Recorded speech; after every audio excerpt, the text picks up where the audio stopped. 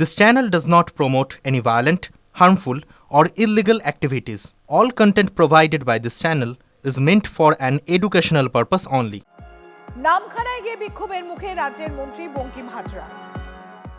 অবস্থা এমনই দাঁড়ায় যে গাড়ি ছেড়ে শেষে বাইকে চড়ে এলাকা ছাড়েন সুন্দরবন উন্নয়ন মন্ত্রী। আর এই ঘটনার মুহূর্ত ভাইরাল হয়। বিজেপির তরফ থেকে দাবি করা হচ্ছে দলের যারা কর্মী রয়েছেন দলের কর্মীদেরই বিক্ষোভের মুখে পড়েছিলেন মন্ত্রী।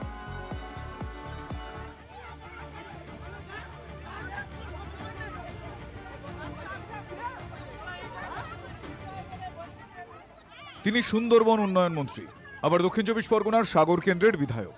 গিয়েছিলেন কনভয় নিয়ে, কিন্তু ফিরলেন বাইকে। নামখানায় গিয়ে অস্বস্তি বাড়ল মন্ত্রী বঙ্কিম হাজরার। বিক্ষোভের মুখে পড়তে হলো তাঁকে। অভিযোগ ওঠে তৃণমূল বিধায়ককে ঘিরে বিক্ষোভ দেখায় তৃণমূলেরই কর্মীরা। ঘটনা শনিবার বিকেলের।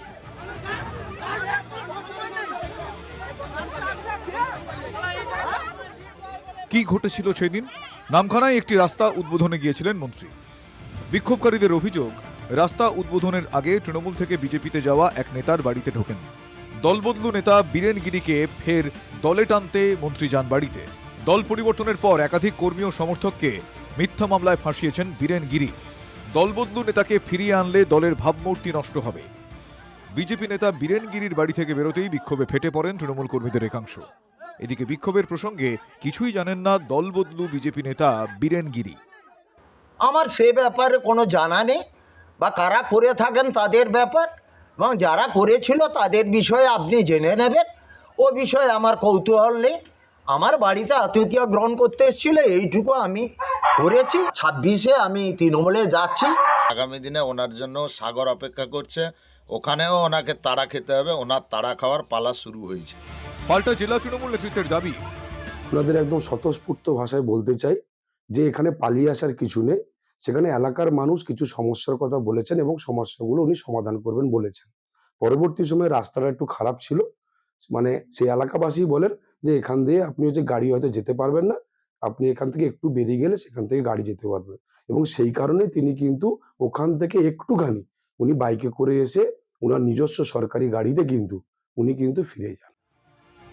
উন্নয়ন রাস্তায় দাঁড়িয়ে বিক্ষোভে পড়ে কনভয় ছেড়ে মন্ত্রী যাচ্ছেন মোটর বাইকে। ক্ষোভ বিক্ষোভের আরো কত ছবি দেখবে 26-এর ভোট বঙ্গ? প্রশ্ন থেকেই যাচ্ছে। শুভেন্দু হালদারের রিপোর্ট, TV9 বাংলা।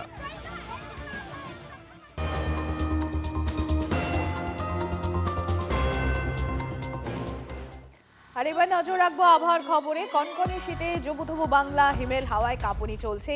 কমলেশ রয়েছেন আমাদের সঙ্গে। কমলেশ, প্রায় সবার মুখেই শোনা যাচ্ছে একটা কথা, বহু বহু বছর পর কলকাতায় এরকম ঠান্ডা পড়তে দেখা গেল।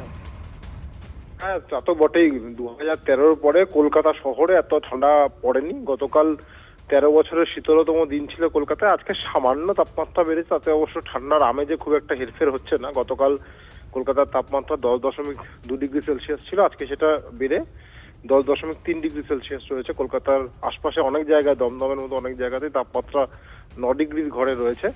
আগামী অন্তত 3 দিন এই কনকনে শীতটা থাকবে, তারপরে 2 ডিগ্রি তাপমাত্রা বাড়তে পারে। আজকে কালকের থেকে একটাই পার্থক্য, কালকে যে ঘন কুয়াশা ছিল, আজকে সেই ঘন কুয়াশাটা খানিকটা কমে কিছু জায়গায় রোদ উঠেছে। রোদ থাকলে পরে ওই শীতের যে কাঁপুনিটা সেটা খানিকটা কম থাকতে পারে আজকে সম্প্রতি। ধন্যবাদ কমলেশ।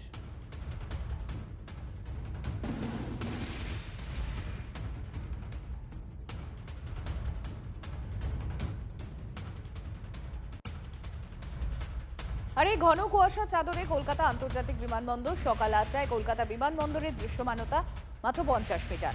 বিমান চলাচল স্বাভাবিক রাখার ক্ষেত্রে অত্যাধুনিক প্রযুক্তিগত আলো ক্যাট 3 ব্যবহার করা হচ্ছে।